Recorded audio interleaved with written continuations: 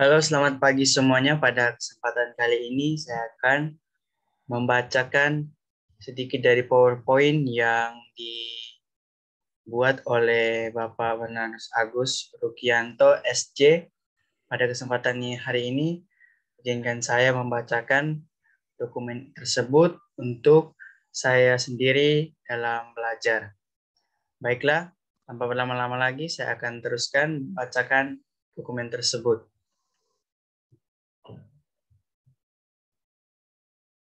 Baiklah, kita akan lanjutkan pada bab hari ini yang ada di bawah ini tentang membangun wawasan kebinekaan melalui penanaman nilai-nilai keagamaan, perspektif teologi Katolik.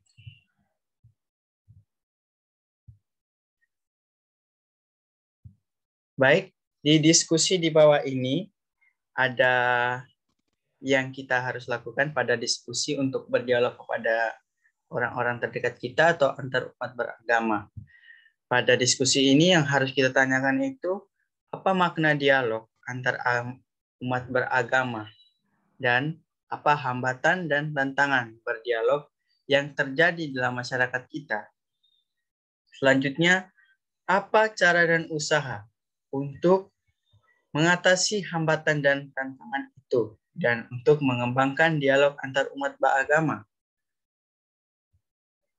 Setelah itu kita harus mengetahui yang kita ucapkan sendiri dari makna dialog dari PowerPoint di bawah ini, menjaga harmoni dan perdamaian, persatuan umat kita harus mengenal, membangun relasi, sikap solidaritas dan silaturahim, toleransi, menghargai, menghindarkan salah paham.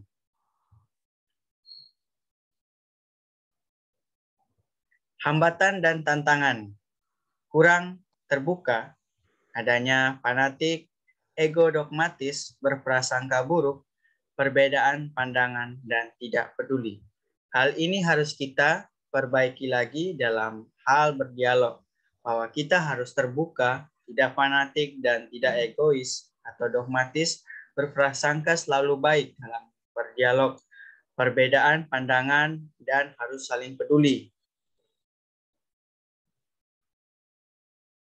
Ya, cara mengatasinya seperti itu bagaimana? Nah, di sini ada beberapa poin bahwa kita harus memahami agama lain, toleransi, tidak menolak kebenaran, dan tidak merasa paling benar, dan membahas persoalan dalam agama yang tidak dibahas, agama lain, menghindarkan eksklusif, dan belajar dari agama lain, dan mengimani kepercayaan sendiri, dan saling melengkapi.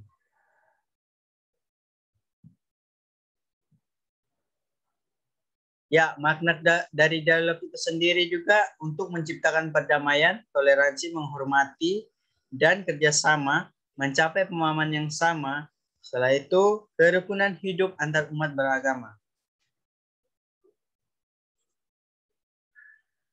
Hambatan serta tantangannya, norma, sikap, dan topik harus pandai memilah dalam berdialog.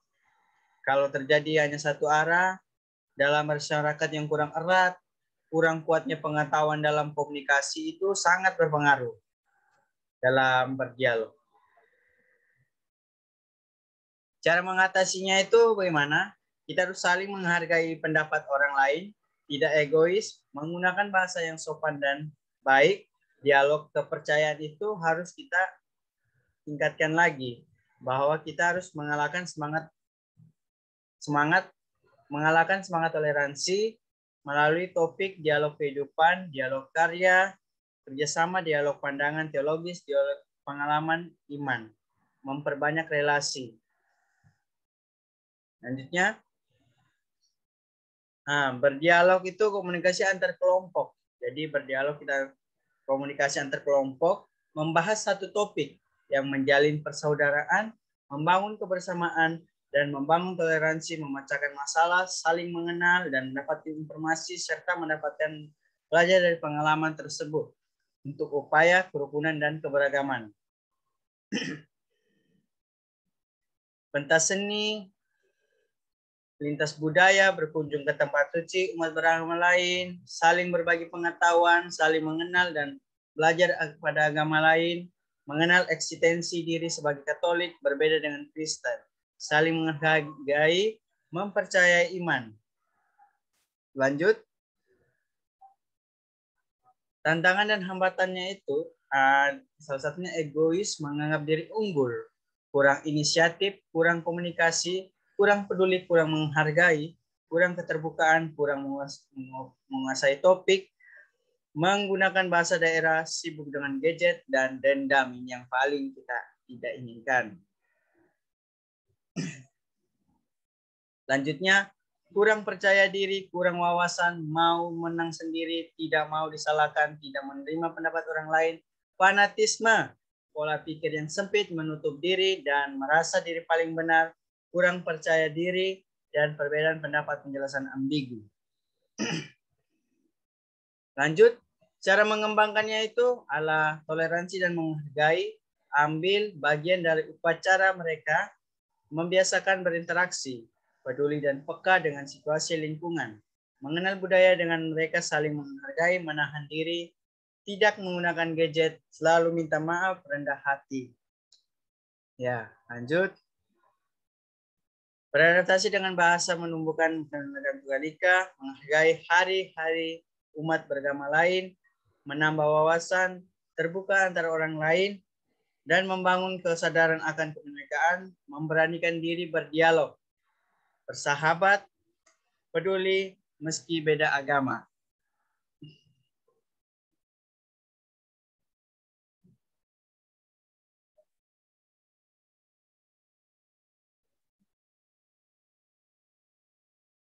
Ya, pokok bahasan pengantar pandangan Katolik mengenai pluralisme agama, 3 paradigma dialog antar agama, peran dialog dalam pluralitas religius, masalah relasi antar kelompok.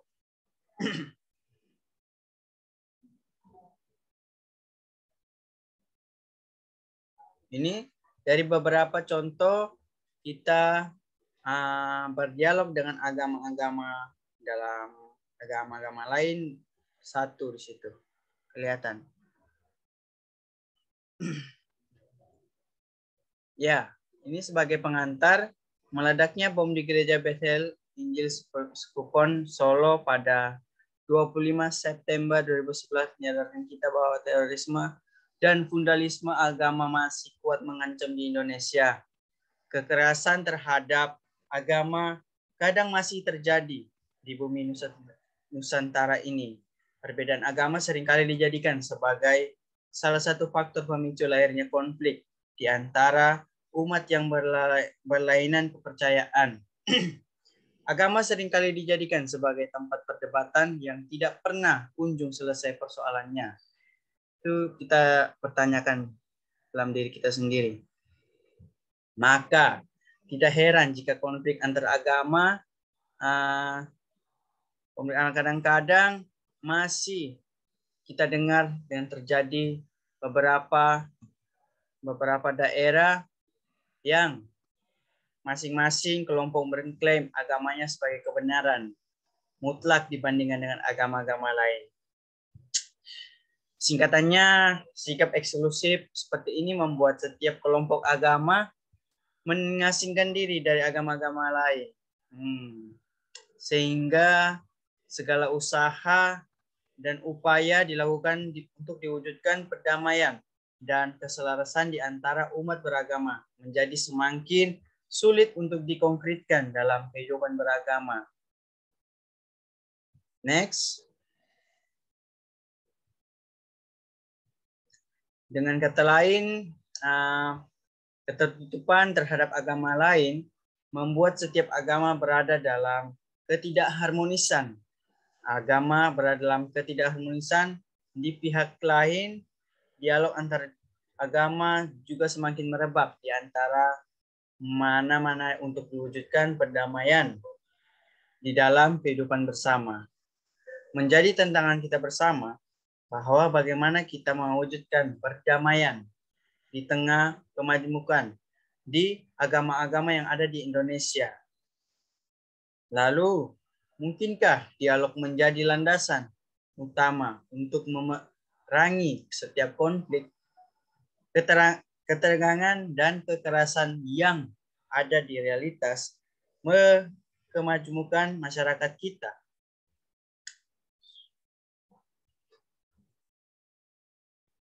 Mungkinkah berdialog antar agama sebagai dialog kehidupan yang dapat diwujudkan dalam membangun solidaritas bersama? Mungkinkah dialog dikembangkan guna menanggulangi masalah kemanusiaan kontemporer, menghadirkan perdamaian dan sekaligus dapat saling memperkaya kehidupan beriman dalam konteks maju Indonesia? Dalam konteks pluralisme agama dan budaya, peran kita sebagai guru agama sangat penting untuk menanamkan nilai-nilai agama yang terbuka dan dialogis yang nantinya mampu membangun wawasan Bhinneka Tunggal Ika. Lanjut. Pandangan Katolik mengenai pluralisme agama. Ini perlu kita pelajari. Bahwa sebelum Konsili Vatikan kedua, pertama, masa jemaat perdana 30-100 ini, jemaat perdana saat itu hidup dalam penganiayaan terutama oleh agama-agama Yahudi sehingga mereka menjadi jarak dan tidak berdialog dengan mereka. Selain itu, mereka juga mengalami penganiayaan dari pemerintah Roma. Maka dialog sebagai bentuk pertahanan supaya tidak dianiaya. Dialog dalam bentuk kompromi-kompromi dengan yang berkuasa mayoritas saat itu. Nomor 2, masa pertobatan itu dari masa ke 430 sampai 1000 masa pertobatan.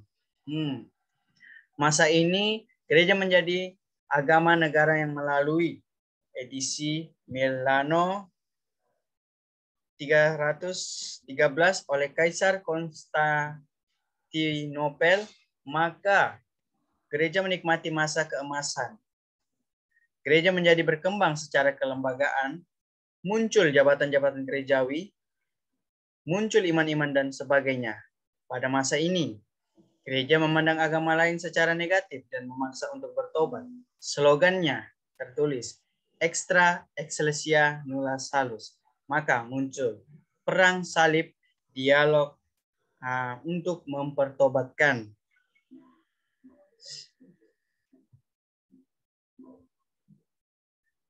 Nomor 3, pada masa ini masa misionaris 1450 sampai 1950 ya. Oke. Gereja terpanggil untuk menyebarkan Injil ke seluruh penjuru dunia. Maka bersama penjajahan bangsa barat, para misionaris datang mewartakan Injil Tuhan. Para misionaris melihat perlu adanya penyesuaian dengan budaya setempat, inkulturasi. Misionaris melihat agama-agama dunia, Hindu-Buddha, dan mengakui adanya unsur-unsur positif di dalamnya yang terhubung terkait dengan gereja. Dialog sarana membawa pada gereja.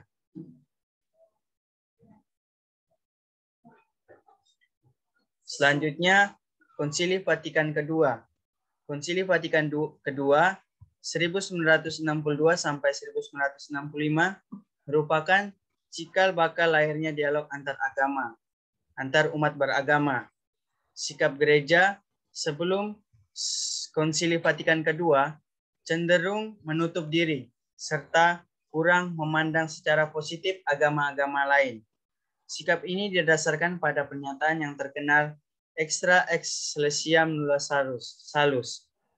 Di luar gereja tidak ada keselamatan. Konsili Firenze 1942 ini sebutan untuk orang kafir. Akibatnya, gereja memegang sikap eksklusif, tertutup dan mengasingkan diri dari agama-agama lain. Pengaruh Renal dalam Konsili Vatikan kedua, keinginan Allah untuk menyelamatkan seluruh umat manusia, sehingga Allah melaksanakan dengan memberikan rahmat supaya manusia selamat. Eksistensial, supernatural, setiap orang terarah kepada realitas transenden yang ilahi.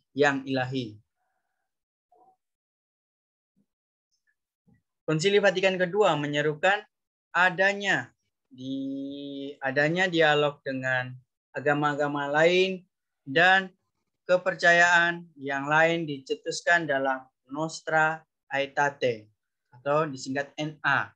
Melalui dokumen NA, Nostra Aetate, ini konsili mengatakan gereja mendorong para putranya supaya dengan bijaksana dengan penuh kasih berdialog dan bekerja sama, dan penuh kasih dengan penganut agama lain sambil memberikan kesaksian tentang iman serta perih hidup Kristiani, mengakui, memelihara, dan mengembangkan harta kekayaan rohani dan moral serta nilai-nilai sosial budaya yang terdapat pada mereka.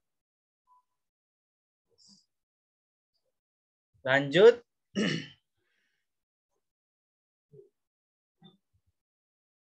Kesadaran konsili ini memunculkan unsur penting dalam menyemburkan dialog antar agama yang umat beragama. Pertama, Konsili Vatikan kedua mengubah paradigma Ecclesia Universalis di luar gereja tidak ada keselamatan dengan mengatakan bahwa keselamatan juga ada di agama-agama lain.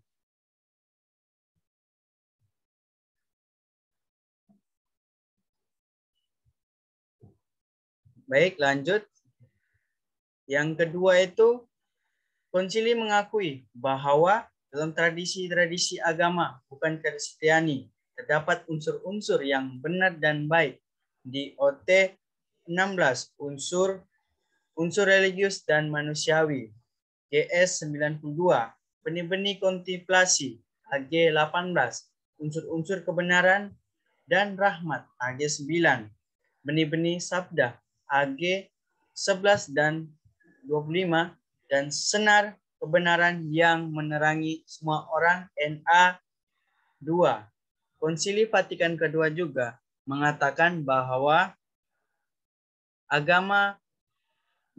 Gereja Katolik tidak menolak apapun yang ada dalam agama-agama itu, apa yang benar dan suci. Jadi kita tekankan lagi, Konsili Vatikan II mengatakan bahwa gereja itu tidak menolak apapun yang ada di dalam gereja-gereja, apapun yang ada di agama-agama itu apa yang benar dan suci, tidak ada yang menolaknya.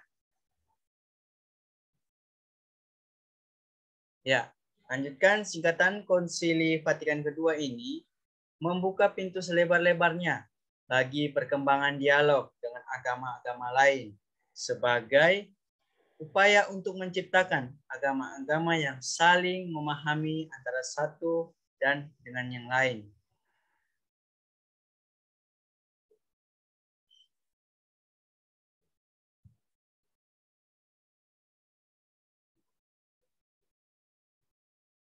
Ya, sekian dari presentasi. Saya membacakan sedikit dari pemahaman yang ditulis oleh Romo B.A. Rukianto SJ. Terima kasih atas kesempatannya. Saya mohon maaf apabila ada kata yang silap terucap dari saya. Saya minta maaf. Terima kasih semuanya. Salam hormat semuanya. Salam sehat. Terima kasih.